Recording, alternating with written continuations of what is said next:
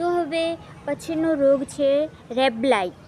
તો આ એક બાજુ વિકૃત કિરણ ફૂલોના કારણે એકતરફી બનવાનું લક્ષણ છે અને તેમાં પ્રારંભિક ચેપ છે તે કળીનું બ્લાસ્ટિંગનું કારણ બને છે અને સડવાના કારણે જે આંતરિક મોગરા છે જેવા ફૂલોની છૂટી છૂટી ફૂલ પાંદડીઓ ઘેરા બદામી થાય છે.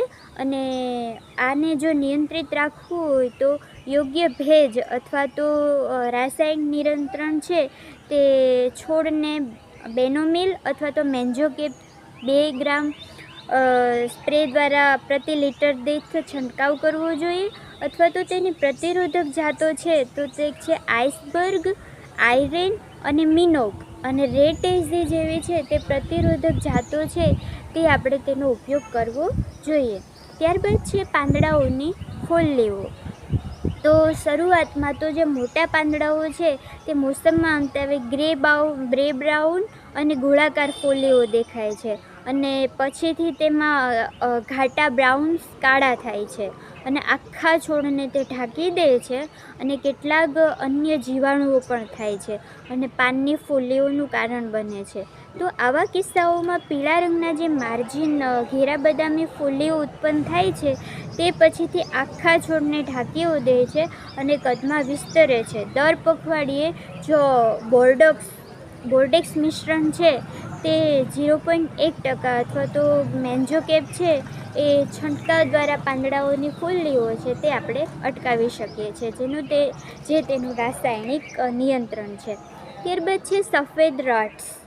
તો ક્રાયસેન્થેમમ્સ એ સૌથી સામાન્ય સમસ્યા છે અને પાંદડાની નીચેની સપાટી પર લક્ષણો નાના અને ફોલ્લાઓ તરીકે દેખાય છે જે ફાટી નીકળતા હોય અને પ્રકાશ છે ભૂરો રંગનો બીજકણ છોડે છે. અને પ્રારંભિક તબક્કે ચેપગ્રસ્ત પાંદડાઓ એકત્રિત અને નાશ કરવા જોઈએ. કોઈપણ સમયે પાંદડા ભીના રહેવા જોઈએ અને ઓરવડા પાણી પીવાનું ટાળવું જોઈએ અને અસરકારક રીતે જો તેમાં કોઈ રાસાયણિક નિયંત્રણ હોય તો છે જીનેબ અને કેપ્ટન છાંટવું જોઈએ. ત્યારબાદ છે બેક્ટેરિયલ લીફ સ્પોટ. તો આ બેક્ટેરિયલ લીફ સ્પોટ છે તો તે જે કાળા બદામી રંગની આપણને ફોલ્લીઓ દેખાય છે અને આ સમસ્યાને રોકવા માટે તેનું બી રાસાયણિક નિયંત્રણ છે સ્પ્રેક્ટોમિશન અને કોપર પેન્ડ્રાહાઇડ્રેઝનો આપણે ચેપગ્રસ્ત રોગની સારવાર આપણે કરી શકીએ છીએ. ત્યારબાદ છે વાયરલ અને ફાઇટોપ્લાઝમા રોગો. તો ટામેટા સ્પેટ્સ વિલ્ટ વિષાણુ છે તો તે કે TSWV અને સલગમ મોઝેક વિષાણુ તો કે TUMV અને ટામેટા એસ્પ્રીમ વિષાણુ છે TMV.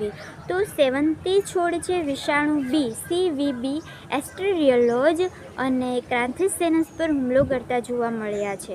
અને TWSWV રિંગ છે એ લાઇન પેટર્ન પ્લેટેટ વિસ્તારો પર મોલેટિંગ નેક્રોટિસ ફોલેટિસ પાંદડા પર પેદા થાય છે, જેથી આવા છોડ લેવામાં આવે છે અને કાપમાં વધુ ચેપનો સ્ત્રોત બની જાય છે. અને TUMP ચેપગ્રસ્ત રોગમાં માટલિંગનું કારણ બને છે. અને TAV છે એ એરોથેમિસ સેલાક્રી માઇક્રોલિઝમાઇઝમ પરસિકા દ્વારા ફેલાય છે અને એફિડસ વિકૃતિ અનિયમિત રીતે ફૂલોનો સંગ્રહ માટેનું કારણ બને છે. અને ક્રાયથેનેમસ છોડ પર CVB નોંધવામાં આવે છે અને એસ્ટ યલોઝ માઇક્રોપ્લાઝમા ચેપ ફૂલોની લીલોતરી અસ્પષ્ટ શાખાઓ ગુલાબ છોડમાં સારી રીતે વૃદ્ધિ અટકાવી શકાય છે, પરંતુ તે પીળા રંગનો બને છે ત્યારબાદ થોડા સમયમાં મૃત્યુ પામે છે.